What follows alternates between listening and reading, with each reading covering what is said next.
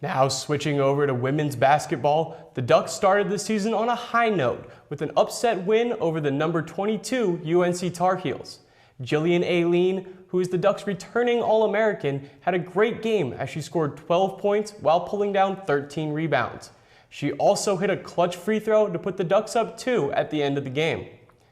Hailing from Las Palmas, Spain, freshman guard Maite Cazorla had a dazzling debut as she finished with 9 points, 9 assists, and 4 steals.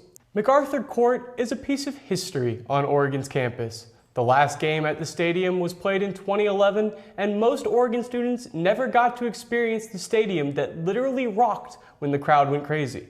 Stephanie Lovell has more on the transition from MacArthur to Matt Knight. Former Oregon quarterback Vernon Adams had a standout performance in the East-West Shrine game this past weekend. He completed 6 of 9 passes for 191 yards and 3 touchdowns.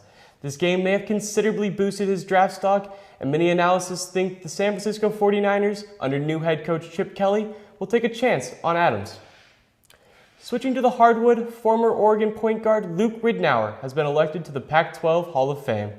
Ridnour is one of the most accomplished Duck basketball players of all time. In 2003, he set the Oregon record for assists with 218 and was voted the Pac-12 Player of the Year. His 11-year NBA career was the longest of any Duck basketball player to date. Continuing with basketball, reporter Jesse Price took to the streets to see how much Oregon students know about their basketball programs. Take it away, Jesse. Thank you, Mariah. This weekend will be jam-packed with baseball, softball, and track, so I'm here to give you some players to be on the lookout for this weekend. We'll start with baseball, where left-handed pitcher Matt Crook will be on the mound for Sunday's game. Crook was originally drafted by the Miami Marlins in the first round right out of high school. He decided to come to Oregon, where he had an amazing freshman year. His sophomore year, he blew out his elbow and had to get Tommy John surgery. After 22 months, he is back on the mound and trying to return to his freshman year stardom. The softball team is off to another solid start, and a lot of credit has to go to junior shortstop Nikki Udria. She is batting a blistering .438 and leads the team in runs, RBIs, and home runs. Her home runs have become a danger to local journalists. Last week, against Portland State, she hit Duck TV alum Matt Scotton with a shot to center field. Over at Hayward Field, the Oregon Relays will take place this weekend. There will be stars all over the field, but a lot of the attention will go to dual sports star Devin Allen.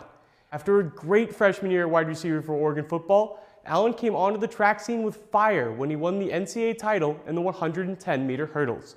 He was hurt in the Rose Bowl against Florida State and is now trying to return to his old form. This Oregon relay will be a good indicator of where he is in his recovery. Be on the lookout this weekend. It'll be a good one. Mariah, Andy, back to you guys at the desk. Upset weekend continued in full force when Oregon's volleyball team went down to LA to play UCLA and USC. The #1 Trojans still have the Ducks' number as the team dispatched Oregon in 3 straight sets.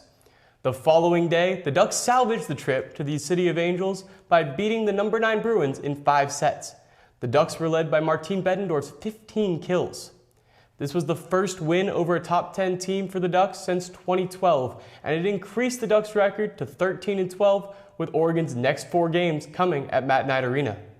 That SpongeBob car was fantastic. Such cute kids. Honestly made my day. Well, that's all we have for you tonight on Duck TV News. Be sure to tune in next week for our final show of spring term. I'm Spencer Herbis. And I'm Mitch Reames. Have a great night, Eugene.